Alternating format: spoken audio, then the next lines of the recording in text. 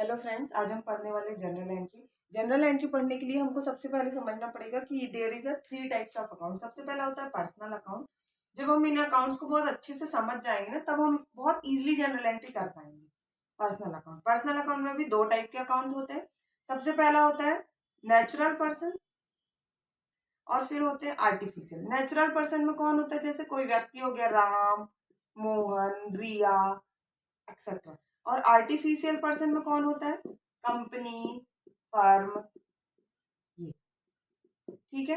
Natural person और इस account में सिंपल सा रूल होता है डेबिट क्रेडिट का।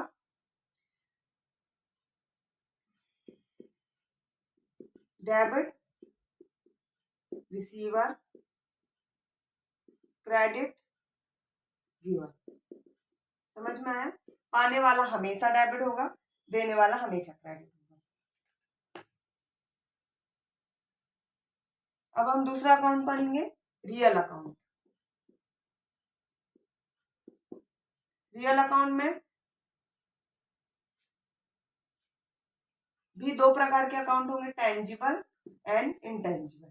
मतलब कि जैसे असेट हो गई, फर्नीचर, ये सब होते हैं टेंजिबल। गुडविल, पेटेंट, ये होता है इनटेंजिबल। जिनका की भौतिक अस्तित्व होता है वो टेंजिबल, जिनका भौतिक अस्तित्व नहीं होता लेकिन फिर भी वो होते हैं इनटेंजिबल। ठीक है। इसमें क्या होगा? सिंपल, जो आया वो debit, what comes in. Debit, जो गया, व्हाट गोज आउट, वो क्रेडिट, एंड ये डेबिट। जैसे कि सपोज हम एक टेंजिबल एसेट का एग्जांपल, फॉर एग्जांपल फर्नीचर आया। फर्नीचर डेबिट, किससे आया? कैश से आया, टू कैश। मैं आपको ऐसे समझाती हूँ, जैसे कि हमने बिल्डिंग खरीदी, ठीक है। बिल्डिंग परचेज, ठीक है। तो building account debit to bank. अब भाई बिल्डिंग इतनी सस्ती तो आती नहीं कि कैश पेमेंट कर दो, ठीक है। तो हम यहाँ पे क्या करेंगे? Building debit. क्या हुआ? बिल्डिंग डेबिट, बिल्डिंग हमारी असेट क्रिएट हुई। आना जाना नहीं बोलना इसको, अपने को क्या बोलना? बिल्डिंग अकाउंट डेबिट, एक असेट क्रिएट हुई अपनी बैलेंस शीट में, आया डेबिट। बैंक से पैसा गया, बैंक क्रेडिट। कैश से पैसा गया, कैश क्रेडिट। ठीक है। ये सिंपल सा रूल है। बहुत रूल्स मैं आपको बहुत बेसिक समझा रही हूँ। उसके बाद जब हम जनरल एंट्रीज देखेंगे तो मैं आपको एग्जांपल में और ज्यादा आपको क्लियर हो जाए। तीसरा होता है नॉमिनल अकाउंट। नॉमिनल अकाउंट का मतलब हुआ वो खाते जिनका अस्तित्व बाद में खत्म हो जाता है, जिनको की ट्रेडिंग में, पी एंड एल में, बैलेंस शीट में ले जाके खत्म कर दिया जाता है। जैसे एक्सपेंस के अकाउंट हो गए, इनकम अकाउंट हो गए, ठीक है। और लॉस एंड प्रॉफिट का अकाउंट हो गया, any any types of loss, fire loss हो गया, एक्सेट्रा। ठीक है। इसमें क्या होगा?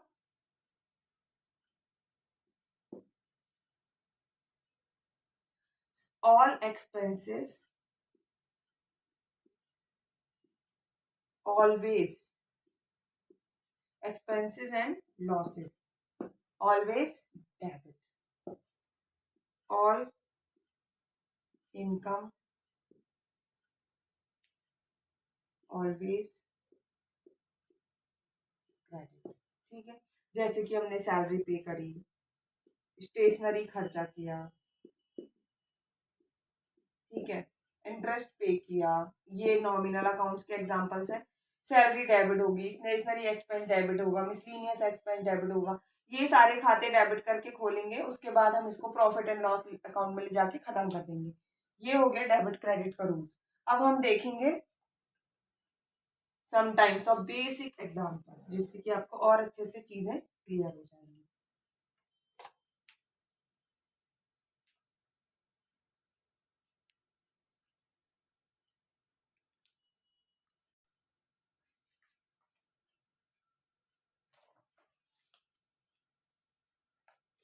चलिए कुछ एंट्री देख लेते हैं हम। सॉरी, मैंने यहाँ जनरल को बाहर नहीं कर दिया, ठीक है। कुछ जनरल एंट्री देख लेते हैं। Suppose example a good from,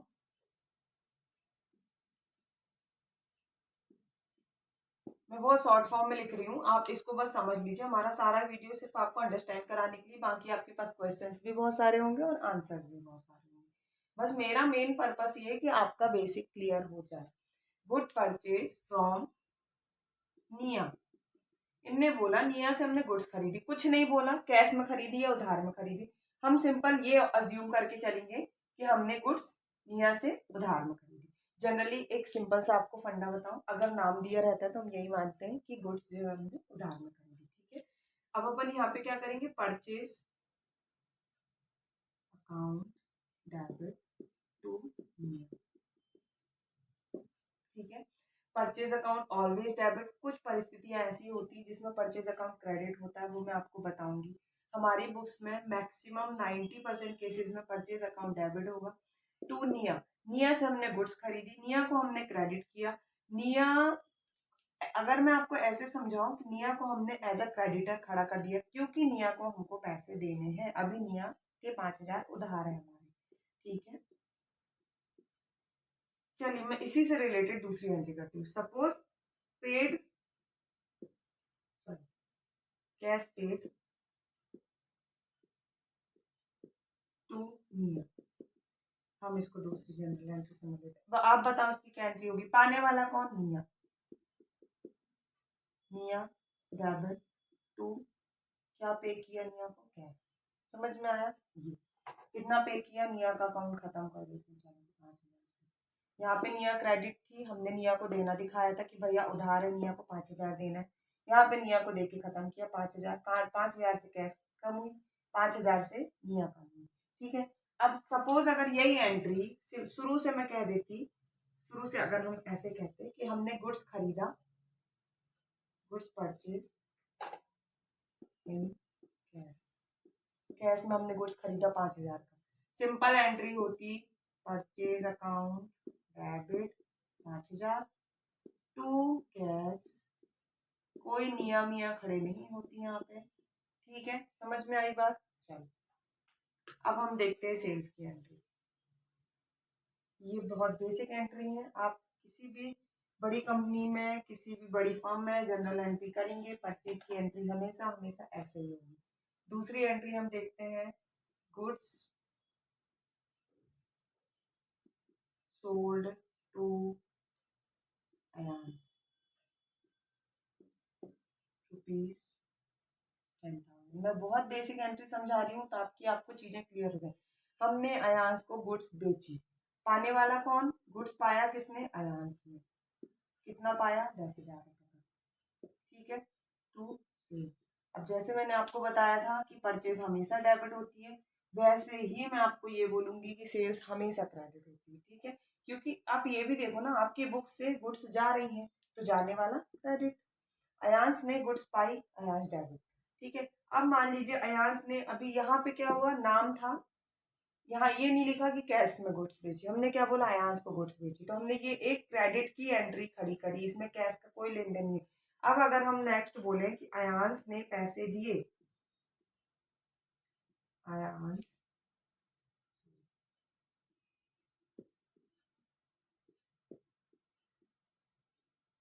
Ayansh मान लीजिए अयांश ने 5,000 रुपये पे कर दिए, goods paid by Ayansh 5,000, cash account debit 5,000 to understand. अभी आप मुझे बताइए अयांश के अकाउंट में कितना बैलेंस बचेगा। 10,000 रुपये हमको अयांश से लेना था, हमने अयांश को डेबिट किया। डेबिट करने का मतलब ये भी आप समझ लीजिए कि अयांश को हमने यहाँ पे क्या बना दिया, डेटर्स। डेटर्स हमारी हमारी असेट होते हैं, बैलेंस शीट में डेबिट साइड में दिखते हैं। क्यों, क्योंकि डेटर्स का मतलब होता है वो व्यक्ति जिनसे हमें पैसे लेना है। अयांश से हमको 10,000 लेना था, अयांश ने 5,000 दे दिए, अयांश के अकाउंट में 5,000 और बच गए। यदि बैलेंस शीट देखता कि ये हमको 5,000 नहीं देता तो हम अयांश को बैलेंस शीट में 5,000 रुपये से डेटर बना के खड़ा कर देंगे। समझ में आया, अभी आएगा आएगा, चिंता मत करिए। ठीक है, उसके बाद हम कुछ एक्सपेंसेस की एंट्री देखते हैं। Suppose cash paid for salary 5,000, stationery 2,000, rent 10,000, miscellaneous expense होगा मान लो 2,000 रुपये, ठीक है। अब हमने इन सब के लिए रेंट पे करें। Simple salary account debit, stationery account debit, ये आपको पता चल गया होगा, ये नॉमिनल अकाउंट है। Rent account debit, miscellaneous expense debit. To कैसे पे किया? कैश से। यदि बैंक से पे करते तो क्या कर देते? समझ में आया? ये अपना समझ। नरेशन वरेशन आप लिख लेना, जो आप कर रहे हो वही आपको नरेशन में देना है, इसलिए मैं नरेशन पे ज्यादा जोर नहीं दे रही। सिंपल अगर अपन इसका नरेशन में आपको बताऊं तो इसमें क्या लिखेंगे? Cash paid for this this this this this. Understand? Yes. चलिए अपन ने एक्सपेंस की एंट्री देख ली, सेल परचेज की एंट्री देख ली, बहुत बेसिक एंट्री देख ली। अब अपन क्या पढ़ने वाले हैं? अब अपन कुछ आउटस्टैंडिंग की एंट्री पढ़ लेते हैं। जैसे हमने सैलरी ड्यू थी, सैलरी हमने पेड कर दी। सपोज अगर हमने नहीं दी तो रेंट था, सपोज अगर हमने रेंट नहीं दिया तो मतलब देना तो पड़ेगा, ऐसा तो नहीं है कि नहीं देंगे, देना पड़ेगा, लेकिन अपन बैलेंस शीट की डेट तक अपन ने नहीं दिया तो उसको क्या करते हैं? आउटस्टैंडिंग बना के खड़े कर देते हैं। जैसे हमारा रेंट होता है 10,000 मान लीजिए, जिस बिल्डिंग में मैं कोचिंग पढ़ा रही हूँ उसका रेंट है 10,000। मैंने 5,000 रुपये 5,000 ड्यू है, बताओ कितना ड्यू है? 5,000। एंट्री क्या होगी? पेड की तो आपको एंट्री पता चल गई, rent account debit to cash. Due account की क्या होगी? Rent account debit to rent outstanding account. ठीक है, कितना आउटस्टैंडिंग है?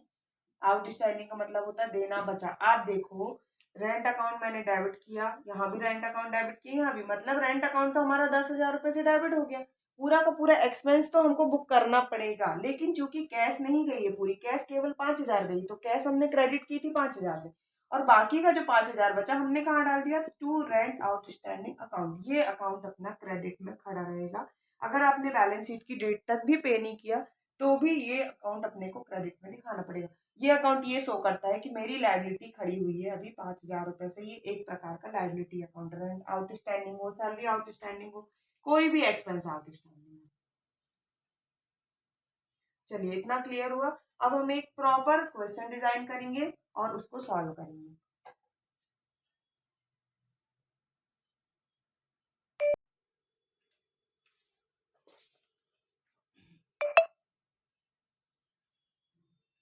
मैं आप लोग को एक क्वेश्चन कराने वाली थी, लेकिन उसके पहले मैं सोच रही हूँ कि कुछ बेसिक और जनरल एंट्री अपन पढ़ लेते हैं।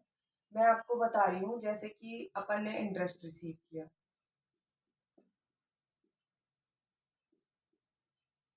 फ्रॉम बैंक से भी हो सकता है, फ्रॉम इंटरेस्ट ऑन कैपिटल भी हो सकता है, फ्रॉम और कहाँ से हो सकता है बताएं? मान लीजिए हमने किसी को पैसे उधार पे दिए तो उस व्यक्ति से हमको इंटरेस्ट रिसीव हो सकता है, तो जिससे जिससे भी हमको इंटरेस्ट रिसीव होगा तो क्या होगा?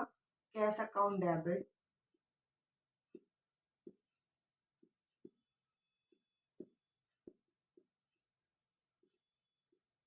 वैसे मैं इसको कैश नहीं बोल सकती, क्योंकि कैश में कौन इंटरेस्ट देता है? हमेशा बैंकिंग ट्रांजेक्शन से ही अपने को इंटरेस्ट रिसीव होता है, अलाउड भी नहीं है कैश में इंटरेस्ट वगैरह।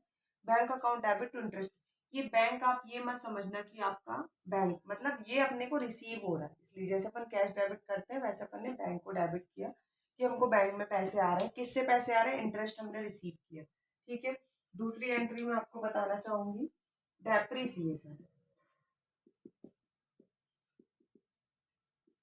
डेप्रीसिएशन किस पे लगता है? डेप्रीसिएशन हमेशा टेंजिबल एसेट्स पे लगता है। क्यों लगता है ये भी मैं आपको बता दूं। डेप्रीसिएशन इसलिए लगता है क्योंकि जब हम कोई असेट को यूज करते हैं तो एक हर यूज के साथ में उसकी वैल्यू में कमी आती है। उस कमी को पूरा करने के लिए या उस कमी का लॉस हमको P&L में दर्ज करने के लिए हम डेप्रीसिएशन लगाते हैं, ताकि सही भी है ना, हर साल असेट को यूज कर रहे हैं तो जो उसका यूज हो रहा है, डेप्रीसिएट हो रहा है, वो हम अपने बैलेंस अपने P&L अकाउंट में चार्ज करते हैं। तो डेप्रीसिएशन सिंपल एंट्री होती है। देखो डेप्रीसिएशन हम लॉस भी बोल सकते हैं, तो डेप्रीसिएशन को डेबिट करेंगे, जैसे हम रेंट सैलरी एक्सपेंसेस को डेबिट करते हैं वैसे डेप्रीसिएशन अकाउंट डेबिट टू, जिस पे भी डेप्रिसिएशन लग रहा है उसको क्रेडिट कर दो। To furniture, machinery, building and something extra, जिस भी एसेट पे डेप्रिसिएशन लग रहा है उसको क्रेडिट करेंगे। क्यों? क्योंकि डेप्रिसिएशन से उस एसेट की वैल्यू में कमी आती है। और मैं आपको एक्स्ट्रा ऑर्डिनरी चीजें बता रही हूँ। अब इस मशीन की वैल्यू में जो कमी आ गई, तो जो हम बैलेंस शीट में वैल्यू दिखाएंगे वो डेप्रिसिएशन अमाउंट को कम करने के बाद दिखाएंगे, एक्चुअल वैल्यू दिखाएंगे बैलेंस शीट में। ठीक है, तीसरी एंट्री हम देखते हैं, कैश गुड्स और cash withdrawal for personal use. ठीक है, जब भी पर्सनल यूज के लिए गुड्स लेंगे या कैश लेंगे, हमेशा ड्रॉइंग अकाउंट डेबिट करेंगे टू कैश। अगर कैश लिया, गुड्स लिया तो परचेज अकाउंट। ठीक है, ये देख लीजिए आप एक बार। इतना समझ में आया? 4-5 एंट्री हम और पढ़ेंगे, फिर एक क्वेश्चन बड़ा सा मैं डिजाइन करूंगी जिसमें अपने सारी एंट्रीज कवर हो जाएंगी, लेकिन वो उसके लिए अपने को नेक्स्ट वीडियो बनाना पड़ेगा। अब हम पढ़ रहे हैं डिपॉजिट इनटू बैंक। क्या डिपॉजिट करेंगे? कैसे डिपॉजिट करेंगे? गुड्स डिपॉजिट करोगे नहीं।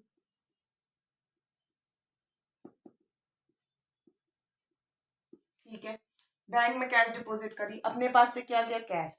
पैसा किसने रिसीव किया? बैंक ने, तो bank account debit to cash. ठीक है, अगला एंट्री हम पढ़ने वाले हैं,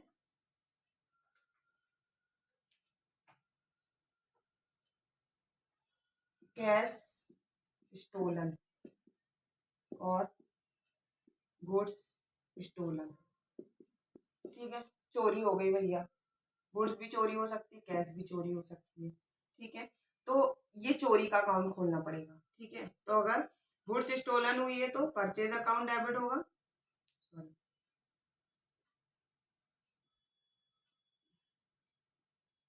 गुड्स स्टोलन अकाउंट ही खोलना पड़ेगा, डेबिट टू परचेज, क्योंकि परचेज से गुड्स चली गई। यहाँ पे परचेज, मैंने आपको बोला था ना, कुछ जगह होती है जहाँ परचेज अकाउंट क्रेडिट होता है, एक जगह ये है, यहाँ पे परचेज अकाउंट अपन ने क्रेडिट किया।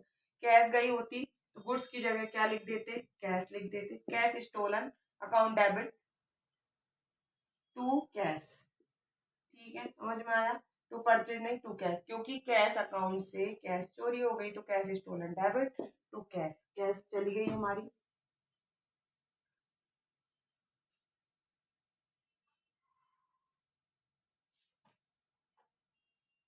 अब अगर हमने कोई गुड्स है उसको चैरिटी में दे दिया, ठीक है, या कोई असेट हमने चैरिटी में दे दी, असेट गिवन टू चैरिटी। ठीक है, तो क्या होगा? गुड्स चैरिटी में चली गई तो चैरिटी अकाउंट डेबिट होगा, डेबिट टू क्या गया है? गुड्स गई है ना, परचेज अकाउंट। कैश गई होती तो क्या करते? कैश। ठीक है, एसेट चली गई, एसेट को क्रेडिट कर दो भैया, जब आई थी तो हमने एसेट को डेबिट किया था, गई थी तो क्रेडिट कर देंगे। तो यहाँ पे भी क्या हो जाएगा? Charity account debit to sofa set दे दिया, सोफा सेट। ठीक है, ये देख लो भैया।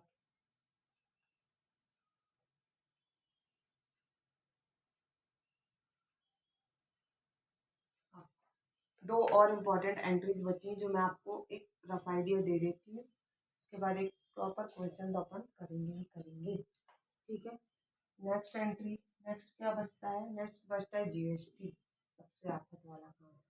जीएसटी, जीएसटी में गुड्स सेल करी, ठीक है, जीएसटी सेल हुई, मान लीजिए गुड्स सोल्ड टू अयान, कितने की? 5,000 रुपये की, जीएसटी एट द रेट 10%। ठीक है, 5,000 की गुड्स अयान को सेल करी, समझ में आ गया? उधार में बेची, जीएसटी लगाई 10%। अब आप ये समझ लो, अयान को बेची तो अयान तो हमेशा डेबिट होगा, जिसको भी गुड्स बेची वो हमेशा हमेशा हमेशा डेबिट होगा। टू सेल, सेल हमेशा क्रेडिट होगी। टू जीएसटी आउटपुट, इसको बोलते हैं आउटपुट। ठीक है, ये जीएसटी हम सामने वाले से रिसीव कर रहे हैं। तो अयान को गुड्स बेची, कितने में बेची भैया? 5,000 में नहीं बेची, उसमें 10% जीएसटी ऐड करके बेची। तो गुड्स बेची कितने की? 5500 की। सेल अकाउंट में जाएगा केवल 5,000, क्योंकि गुड्स कितने की गई? 5,000 की। और हमने 500 रुपये उससे क्या वसूल किया? जीएसटी। ये जीएसटी आउटपुट अकाउंट में जाएगा। ठीक है, ये समझ में आया? फिर से मैं बताती हूँ। गुड्स सोल्ड टू अयान्स 5,000 रुपये, 10% जीएसटी। जब हम किसी से माल खरीदते हैं तो हमको जीएसटी पेड करना पड़ता है। जब हम किसी को माल बेचते हैं तो हम उससे जीएसटी रिसीव करते हैं, और इन दोनों का जो बैलेंस होता है वो हम गवर्नमेंट को पेड करते हैं। ठीक है, ये हमारी सेल की एंट्री बता दी। सॉरी, मेरे को आपको पहले परचेस की एंट्री बताना था, लेकिन कोई बात नहीं। गुड्स सोल्ड टू अयान 5,000 रुपये, जीएसटी 10%। हमने उससे बोला भैया 10% जीएसटी देना पड़ेगा। ठीक है, अयान से हमको कितना लेना है? 5500 रुपये। सेल अकाउंट में कितना डालेंगे? 5,000 रुपये। जीएसटी आउटपुट कितना मिला? 500 रुपये। अब मान लो यहाँ सेल सोल्ड की जगह हो जाता परचेज फ्रॉम अयान, 5,000 रुपये, जीएसटी 10%। आपको पता है परचेज अकाउंट डेबिट होता है टू अयान, ये एंट्री सेम रहेगी। ठीक है, जिससे भी खरीदा उसको क्रेडिट, परचेज अकाउंट डेबिट। अब यहाँ पे आ जाएगा जीएसटी इनपुट। इनपुट का मतलब हमने जीएसटी पेड किया। ठीक है, जीएसटी अयान से, अयान परचेज अकाउंट डेबिट होगा 5,000 रुपये से, गुड्स तो 5,000 की आई। जीएसटी कितना दिया हमने? 500 रुपये। अब अयान को टोटल कितना देना हमको? 5500। 500 रुपये नहीं देना हमको, टोटल कितना देना? 5500 रुपये। अगर मैं इसको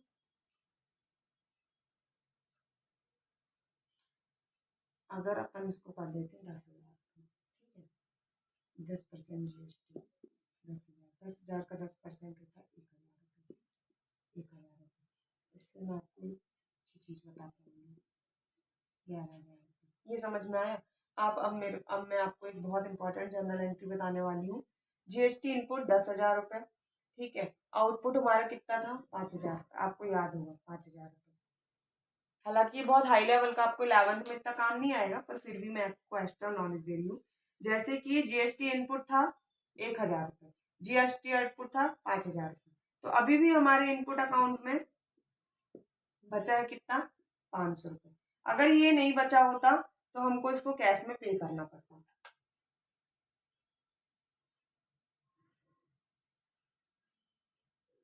चलिए, इस वीडियो में इतना ही। आई होप कि मैं आपको जनरल एंट्री के बेसिक फंडे क्लियर कर पाई हूँ। Thank you.